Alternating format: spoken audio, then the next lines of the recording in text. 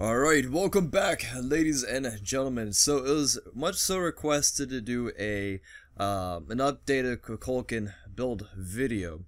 Now, I was holding back on this for quite a while because my previous KUKULKAN build video was actually quite a bit of long ago, but the fact is that no items that impact KUKULKAN have changed or been rebalanced. KUKULKAN's kit has remained the same, nothing has really changed, so that's why I didn't really feel like it was necessary to go ahead and do another one since it'd be pretty much the same topics. And I don't want to seem like I'm just kind of like milking it for views. So in this video, I'm just going to talk about more about like tips, and it's kind of reminding people that, you know, these items are still good for KUKULKAN. So let's open up the abilities tab here. KUKULKAN is a very basic mage. Highly recommend them if you are new to Smite or you're new to mages, things like that. Now, for building KUKULKAN, there's only really 2 points I wanted to point out for his kit.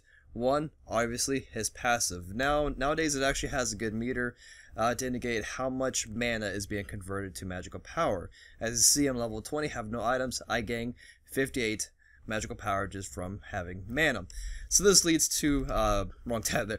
So this leads to building mana items to be very important and efficient to build a KUKULKAN. It gives you a lead, hey, you should probably build some mana items, like Book of Thoth, a defensive item, you can go into Breastplate of Valor, maybe Polynomicon, Soul Reaver, things like that have mana is very beneficial for KUKULKAN.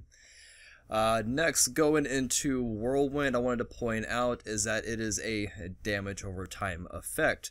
This is really great for stacking, not necessarily stacking items, but items that apply on-hit effects, such as Gem of Isolation will slow the target for 25% for every 2 seconds. Since it's a damage over time effect, it will continue to refresh the timer. The same goes for the item Spear of Magus, which is penetration. You always want to have a penetration item in any damage build. And that pretty much is it for as far as how his abilities go into actually building KUKULKAN. Now let's go into actually building KUKULKAN. Now for starting in Conquest, as always, you definitely want to have a starter item, and there's no better one to go than with the Vampiric Shroud. Typically for most mages in Conquest, you go into the starter item, you would go into a tier 1 item, rather it's the Lost Artifact because it has MP5 for sustain, and then you can build this up into Chronos or Ratahuti later on. The other tier 1 item you can go into the Tiny Trinket, and this you can build up to the Polynomicon later on, down the road, or you can build it for a Divine Ruin for shutdown healers or high health regeneration gods, or you can go and build it into the Bancroft's Talon looking for a lot of lifesteal so that way you can sustain better in lane, or you just want it for the high magical power burst. That is up to you. And after you pick your tier 1 item of choice, let's just go with the Tiny Trinket, or the Lost Artifact rather. After you pick up your tier 1 item, then you can go into your boots. Now, this patch, the Soul patch, they moved the mana from the Shoes of Magi to the Shoes of Focus.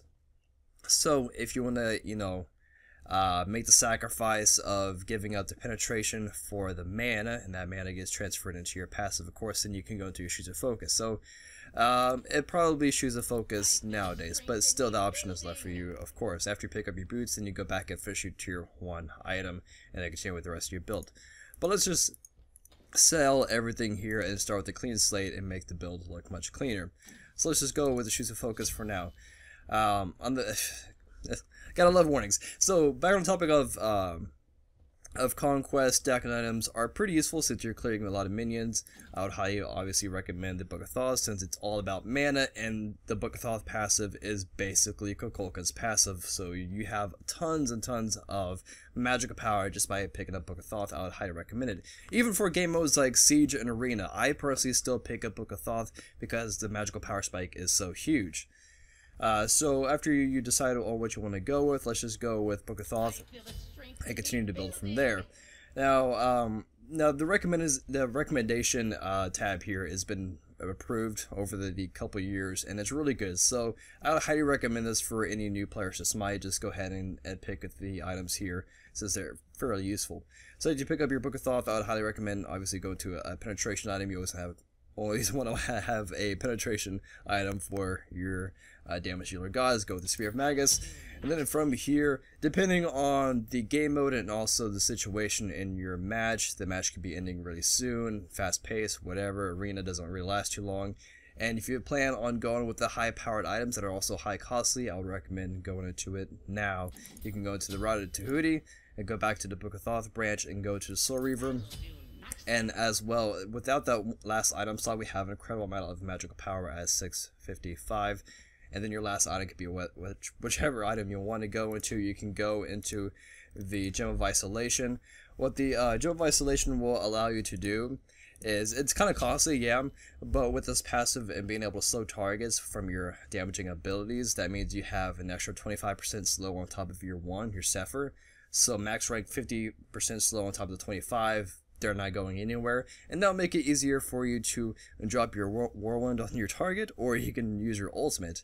And the same goes for, you can easily apply it with your Tornadoes or Whirlwind, or whichever you want to call it, and then you can easily line up your Spirit of the Nine Winds. So that's definitely an optional item to go into. On the same fact, you can go to Ethereal Staff for a little bit more tankiness with HP, or you can do the double stacking method for game modes like Conquest, but the thing with the Warlock stash, you probably want to get this earlier on in Conquest, and then you can go with both Warlocks and Book of Thoth and have double stacking.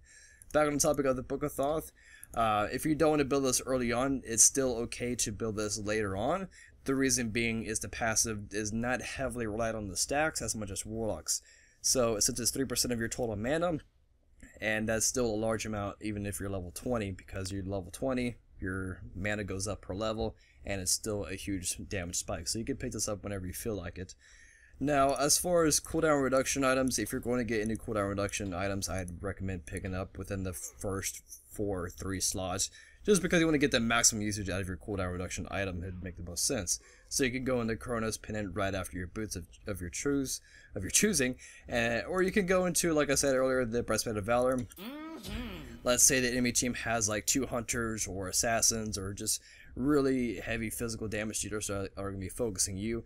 I always pick this up if I'm fighting a Loki, because I always know the Loki is always going to be targeting me. So this is a great counter item for against physical gods as well. On the same note, Mail of Renewal. Let's say you didn't go with the breastplate, but you still want a physical defensive item. You can always go to the Mail of Renewal. It's still a really strong item because the passive gives you 15% of your mana and HP back with over 5 seconds after an assist or a kill. So that pretty much ends it for the video. As far as actives, real quickly, you can go into Purification Beads. It's always a great defensive active to pick up for any situations, especially since KUKULKAN has no escapes. He can make himself a little bit faster, and that's about it. You can hide in your Tornadoes, and that's pretty much it. So you can always pick this up to help counter that. But yeah, that's going to wrap it up for the build video, so thank you guys so much for watching. Nothing's really changed for KUKULKAN, so it's pretty much the same thing that it's always been. So yeah, peace.